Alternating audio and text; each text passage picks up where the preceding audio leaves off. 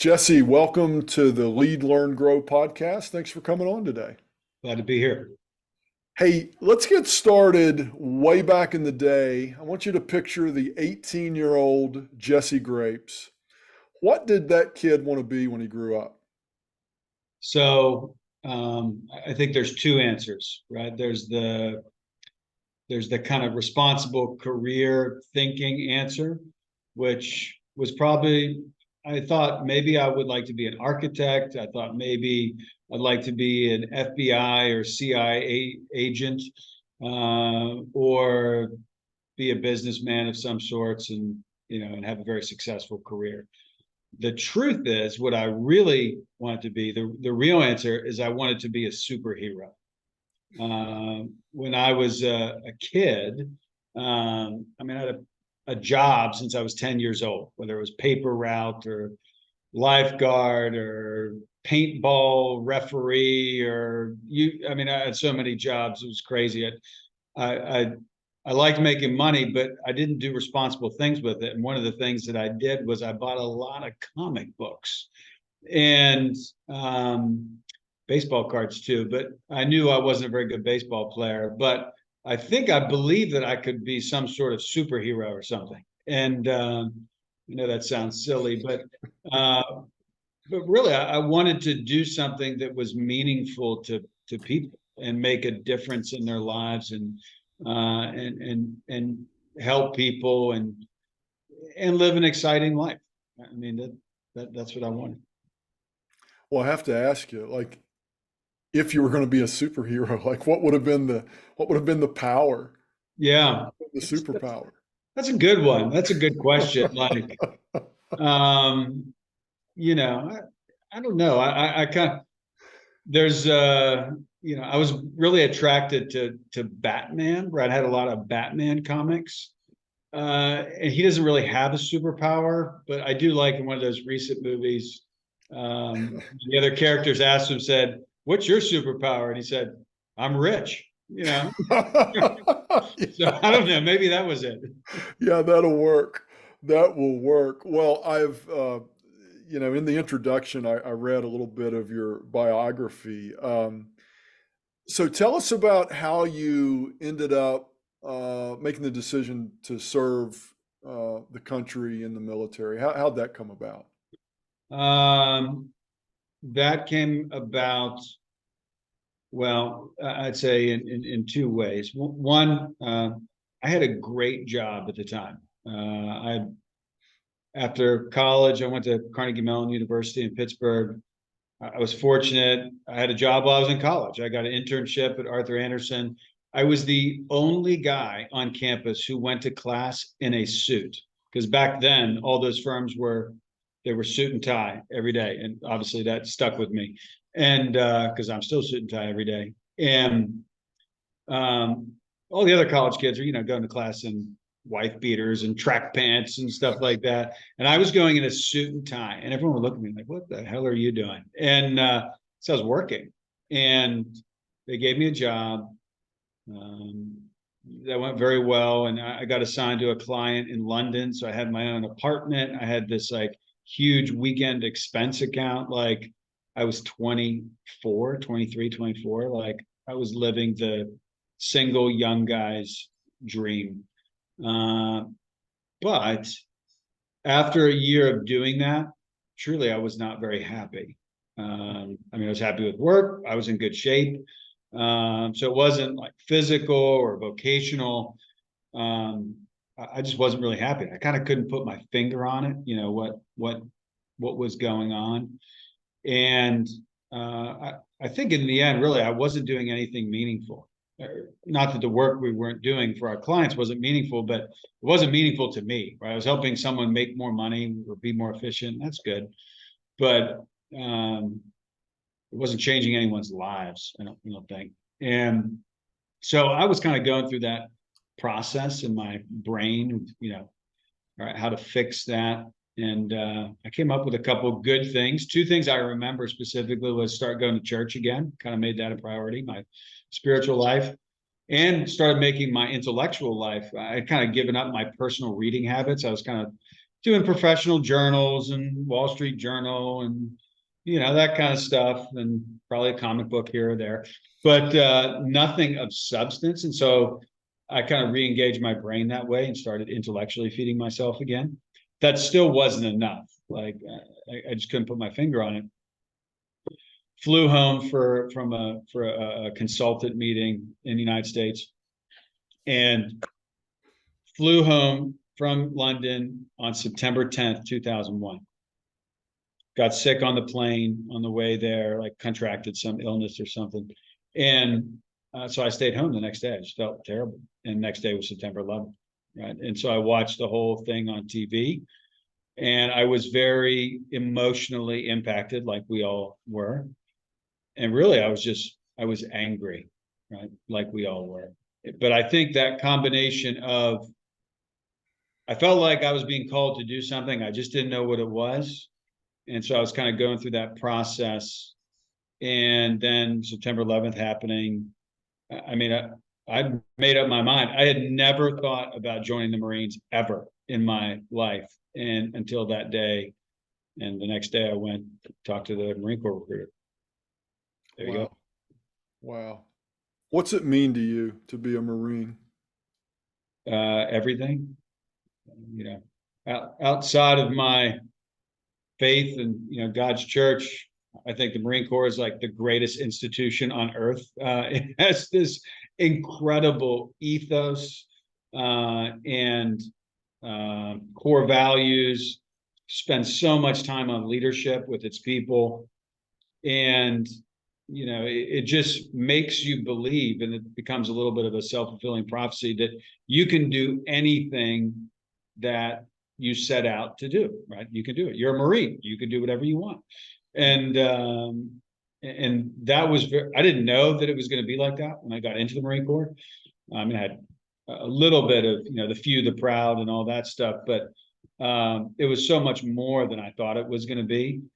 And it impacted us all in just an incredible, incredible way. Yeah, sounds like the superhero path in a way. A Like, little bit. almost like the fulfillment of you can be Yeah. anything you want to be kind of thing. I did not serve. My son-in-law and daughter are a military family. And one thing I was thinking about, it just entered my mind when you were talking about this, but when you think about the different branches of the service, you think about, if I said Navy, you might think of a ship, and if I said Army, you might think of a tank.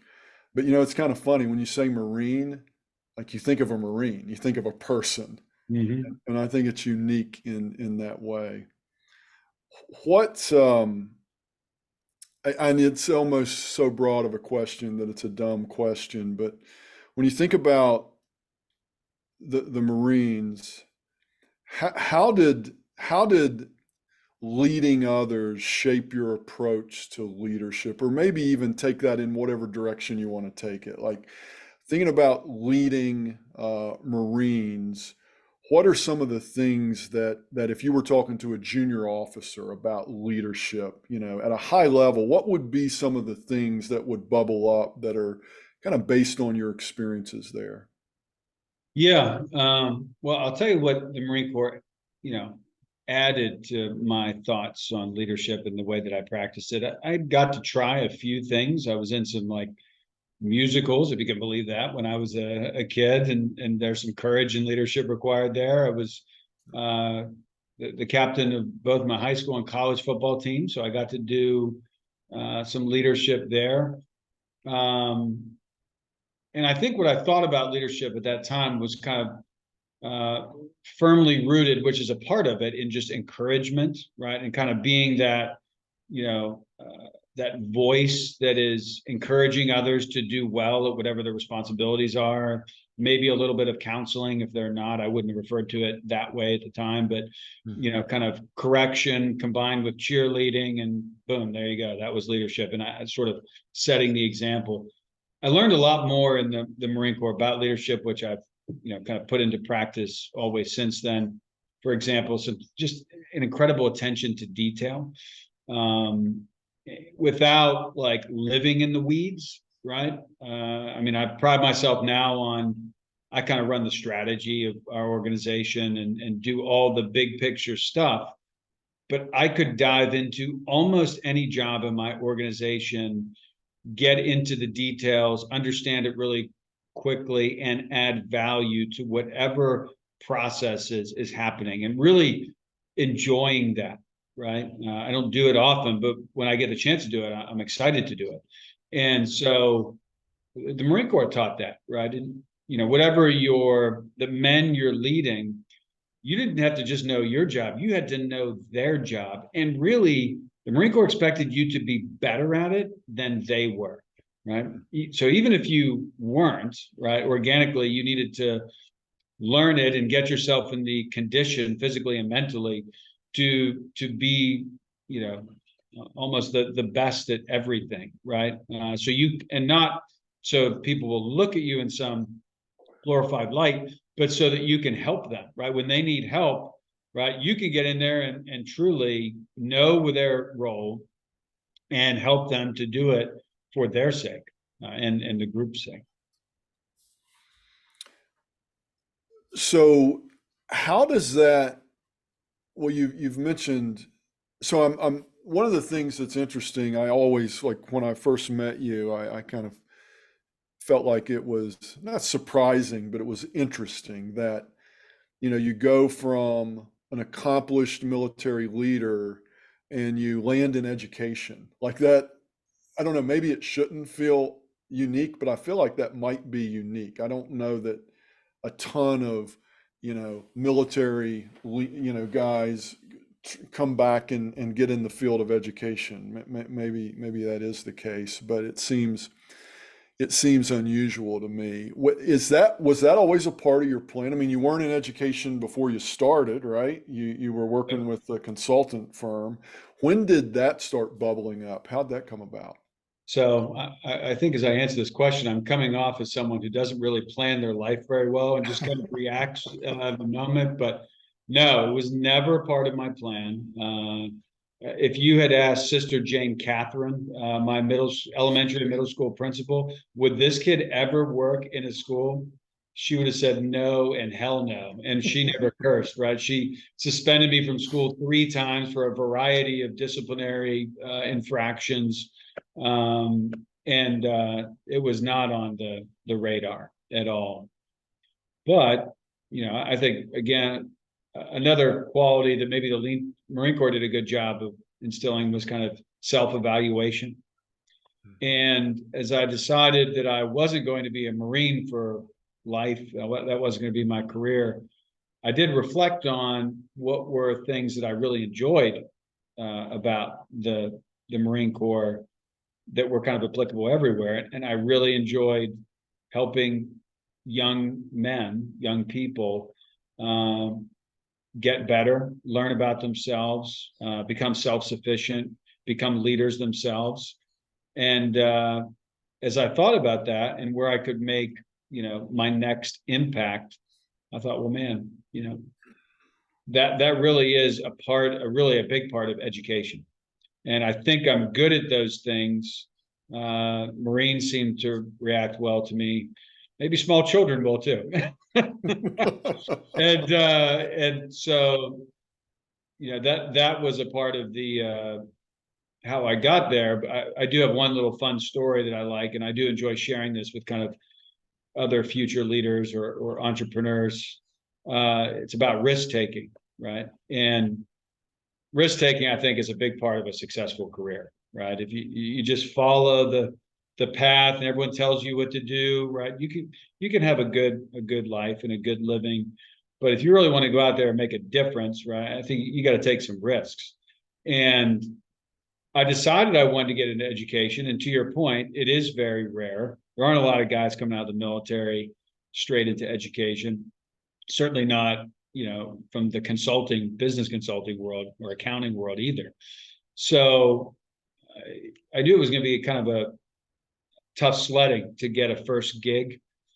And so I was looking around and I didn't meet any of the criteria, right? Master's in education, doctor, philosophy, or whatever the pedigree is that everybody's looking for.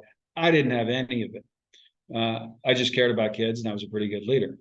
And so I found a school in California, which is where I was stationed in the Marine Corps, that was looking for people, and I somehow got connected with the HR director.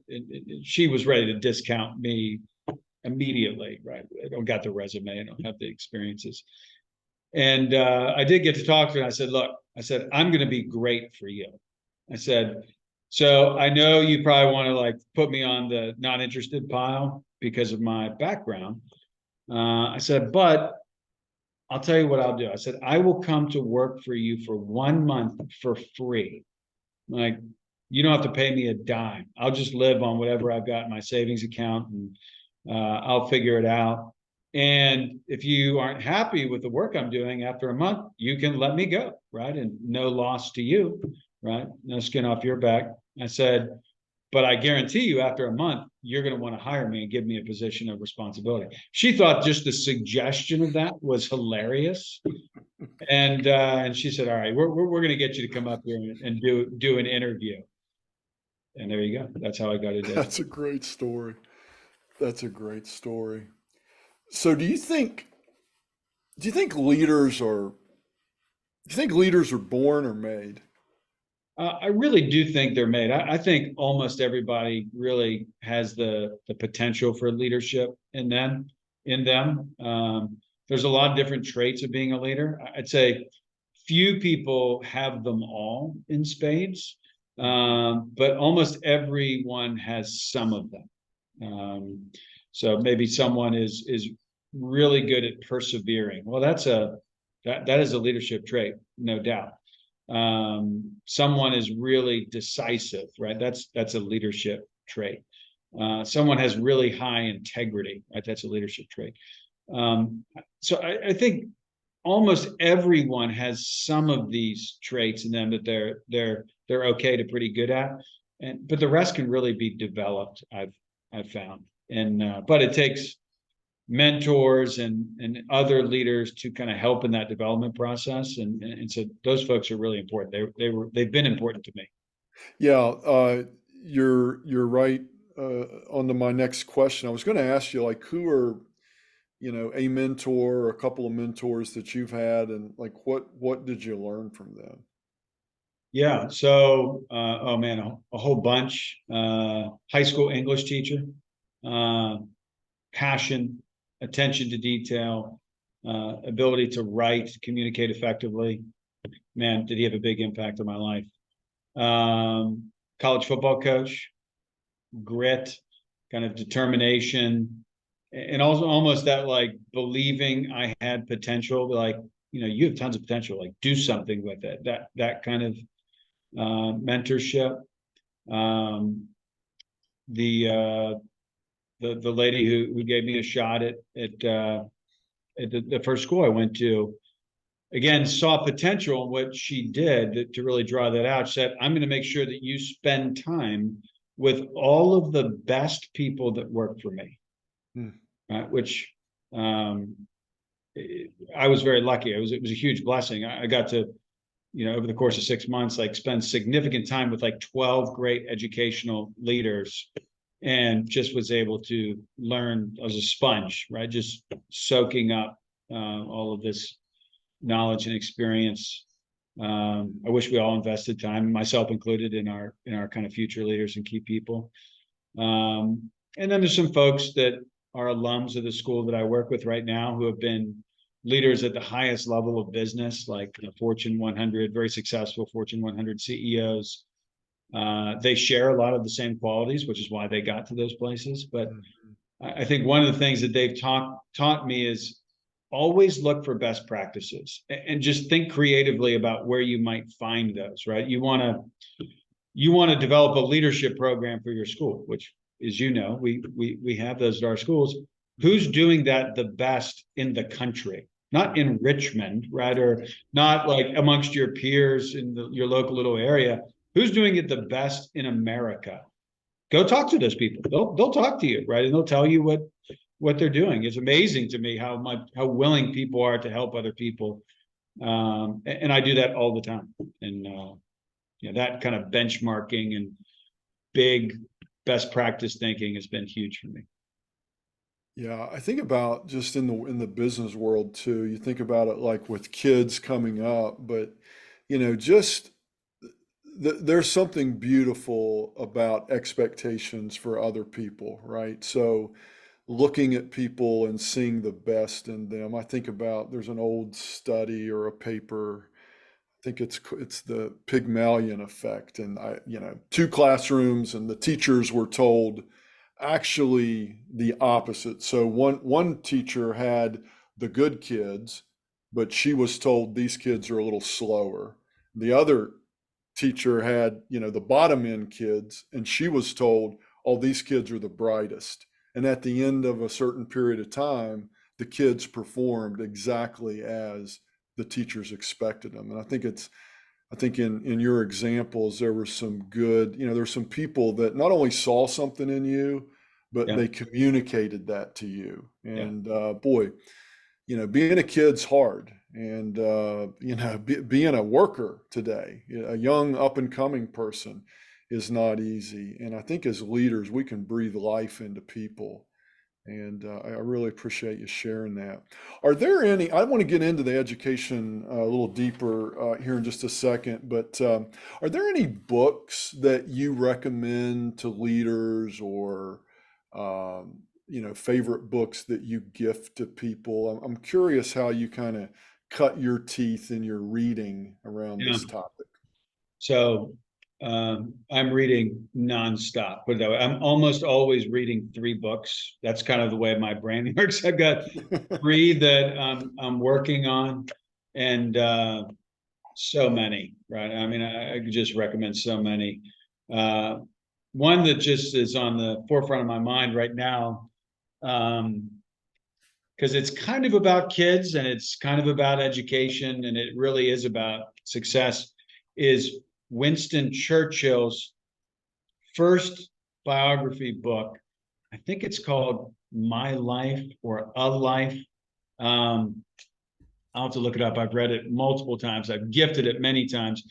It's about his life from his first memories after birth until he got his first public office, right? I think he became an MP first, but he was like in his mid-20s. So that period, his young life, his formative life, you might say. And it's a great book. The reason I love it, a few things. One, Churchill, not a good student, right? So we think of, you were giving the good student, bad student example. He was the legit bad student, not bad behavior, but just, he says, like, I was terrible in math, Latin, and chemistry. He goes, and those were the 3 subjects that everybody cared about. He said I was great in English and history and kind of the traditional liberal arts. He said, and at Cambridge and Oxford, he goes, nobody cared about those things, um, and so yeah. Anyway, he has this incredibly interesting career, both in school and then military, and then as a journalist, and it's an awesome young book also about risk taking. Right, he had this bold vision for himself. Right, this magnanimity, not always combined with humility, but certainly a magnanimity, this idea of greatness for himself. And he looked for opportunities, right? So kind of the same, much lesser degree I was saying about me getting into education, but he looked for opportunities to get involved in the Civil War in India, right? He wasn't slated to go there when he was a young lieutenant, but he found a way, right? He looked for opportunities as a journalist to break his into that career path, to get engaged in the Boer War down in South Africa. And he has these incredibly tremendous experiences, and just including breaking out of prison, smuggling himself across, South Africa to get to freedom. It's just an amazing story. But if you're interested in kind of risk taking as a component to achieving your grand vision for yourself, I Mm. highly recommend it. I'll find it and put it in the show notes. No, I appreciate you sharing that. So how important it is, and maybe one more question, how important is it? I mean, you're a voracious reader. It's funny. I run into people that are leading teams and leading organizations and leading companies, all the time. And it always strikes me when I run across folks that just they're not readers. Yeah. And I often wonder, like, man, I don't know, like, how do you keep your message fresh? How do you connect ideas about the changing world? And like, how important is it, do you think, or how important has it been to you in your development as a leader of having just a regular reading habit? So I would say that there's the reading piece is enormous for me personally, and but I don't think it's just me. Like you know who Stephen Covey is, like Mhm, Seven Habits of Highly mhm. Yeah, of Effective, course. everything. Um, I don't remember all the seven habits, but I remember the last one really resonating with me because it's just something I kind of intuited was a part of my life and my leadership style. He says, look, you're only going to be effective in all these things if you sharpen the saw, right? And he says there's three aspects, you being the saw, right? Keeping it sharp, so you can keep cutting down obstacles and forging a path. He says it's the physical, the mental or intellectual, and the spiritual. And he says these are things that the best leaders never lose sight of, right? One of those is their health, and I found that to be of preeminent importance. Is keeping a really high level of fitness regime. I'm almost like punishing myself all the time, not out of some weird enjoyment of mortification, but just to keep the challenge going. Like I'm doing this intermittent fasting right now. Totally sucks. I hate it. But my trainer just challenged me to do it, and I had never done it before. And I'm not trying to lose weight or anything. And I was like, okay, that's going to break the cycle that I'm in and try something different. That's going to be hard and I don't like it. And it's a real test of willpower. And so that means I'm, you know, So I becoming, should do it. Yeah. yeah, kind of stronger that way. So I think the physical aspect is really important. The spiritual aspect, regardless of what your faith is, I think, you know, whether it's meditation, it's prayer, some sort of mindfulness activity, that is helping you justify one, living a good life, a virtuous life, and two, why you're doing what you're doing. Um, Whatever that is, whatever job you're in. Why are you doing that? Right? What's the greatest good you're doing with that? Maybe it's to facilitate charity to things that you care about. Maybe it's to impact people's lives. Maybe it's you believe in the product and how it's helping people. Maybe it's just to provide a good life for your kids. Whatever the why is, I think that kind of spiritual attention helps keep that forefront. And then the intellectual part is the third part of Stephen Covey's kind of three-legged stool. And for me, it's huge. It keeps me interested in life. It keeps connecting the dots of history. Right now I'm reading a historical novel about World War II. I'm reading Plutarch's Lives, which are mini bios, like the most famous Roman and Greek citizens from the classical period. And I'm reading a entrepreneurship book that we're considering for school called Rich Dad, Poor Dad. Uh, Nothing in common with any of these things, Right. but all of them are helping me somehow. Yeah, no, that's fantastic. Love that. So folks are getting a good lesson in leadership who are listening to this. Thank you for sharing that. So let's talk just as we start to wind down. So the world of education right now is kind of sideways, and I think one of the big stressors for parents is just, you know, how do I ensure that my child has a fair shot? How do I ensure that, you know, the school is a good place, a safe place, a place that's going to build my kid, it's going to protect my kid and nurture my kid in a particular way. And it just seems like everything we see and hear is there's not a lot of positive stuff about schools. Test scores are down, and American kids are seemingly not achieving as much as maybe we used to. Like, where is that narrative wrong? Like, what's the state of education as you see it? So I have, two Catholic private or independent schools that I'm the president of, and I'd say a couple of things. One, and this is not good, but it is what it is, right? I think a lot of that characterization of what's going on in the public education system, it is fair, right? I mean, it's been like the Wild West for a number of years in terms of, new pedagogies, new cultural movements that seem to be taking hold, even like as parts of the curriculum, even though they're kind of more cultural opinions. And I think a lot of parents are unhappy with that, right?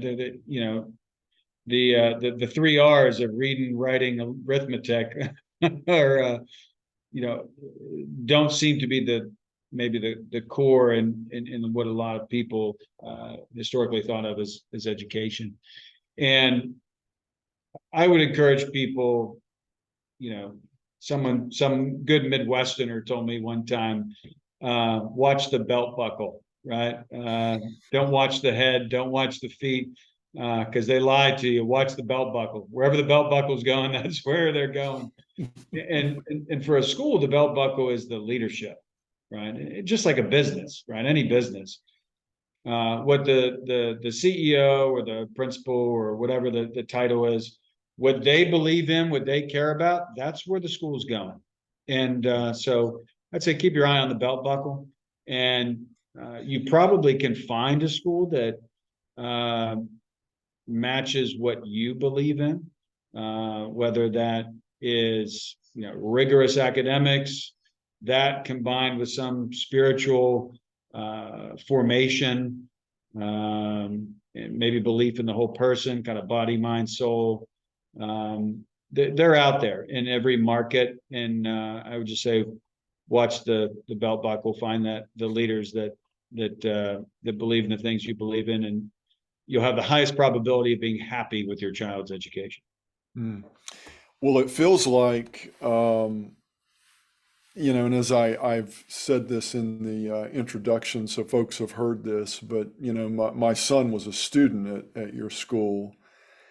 And so, I'm quite interested still in the fortunes of Benedictine and now St. Gertrude's, and really a fan of what you guys do. It feels like I've been sort of separated for 4 or 5 years, but it feels like things are really going well in your part of the world. People Yeah. here in Richmond drive by 288 and they see what might be the most beautiful piece of land in the Richmond area up on the bluff overlooking the river, and there's a beautiful bell tower, and it's really stunning actually to drive by and see the new building. What's been the catalyst for growth? Because it feels like just since 2019, when my son left, it feels like almost even a different place. There seems to be some dramatic changes in growth, or at least the appearance of growth. What's been the catalyst?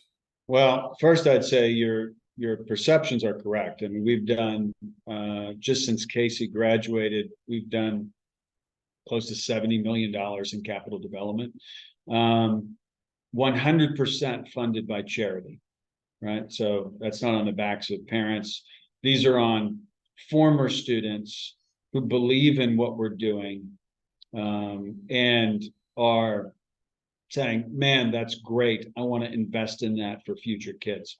So we've had tons of development going on, and it's not luck, right? It's not by sending things out in the mail and saying, crying poor or whatever. I think it's giving people an exciting vision, right, for the future, for education that is tied in some ways to these kind of more traditional thoughts on education that we were just speaking about, but also connecting, the theme of this podcast to a core part of our education is we are developing leaders, right? We've committed significant resources, energy, thought into leadership development programs, specifically for young men and specifically for young women in the two single-sex schools we have here, to be leaders for our country. And I think that is really resonating with our community and has engendered an incredible amount of support for the schools.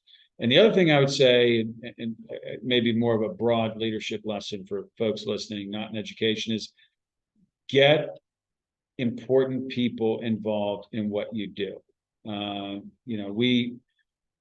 Once you start to get one of these kind of really great leaders or mentors involved, it kind of snowballs, right?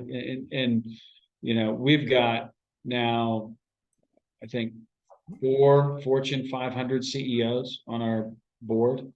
And people are attracted to that type of leadership, right? They're attracted to people who have, been successful in their careers, and they want to be around them. And so it becomes this like engine that starts feeding itself, right? You start attracting more and more really talented people, and you start getting really talented people really excited about what you're doing, and you're really cooking with fire.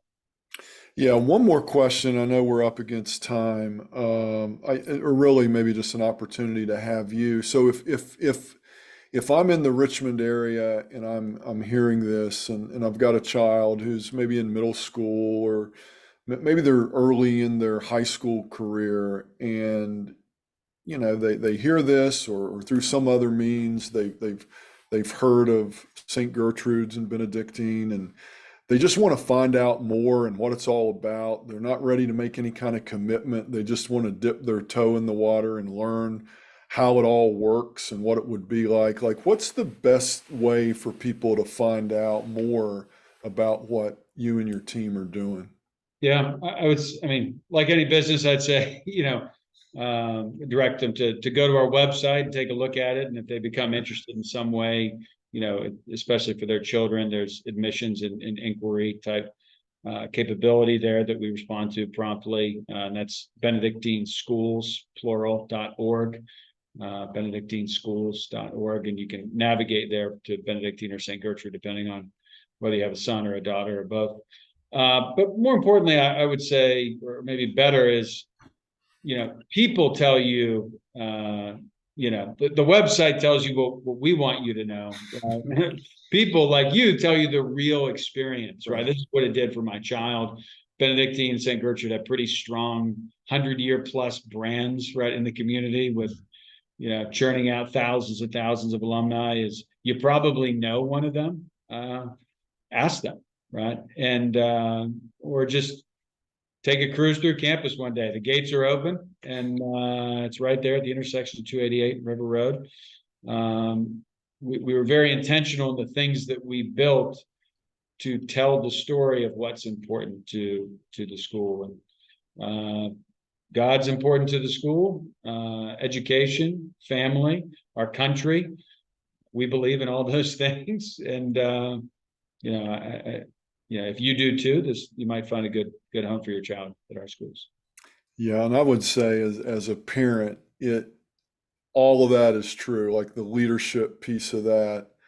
But the other thing that you haven't, and I know there's humility there, but you haven't said as much about, is what a great education. I will tell you, it made a huge difference in my son's academic career. It's this classical, rigorous education that honestly we didn't know what to expect. Like, is this going to be is this like a sports school? Is this going to be like a school that has some rigor?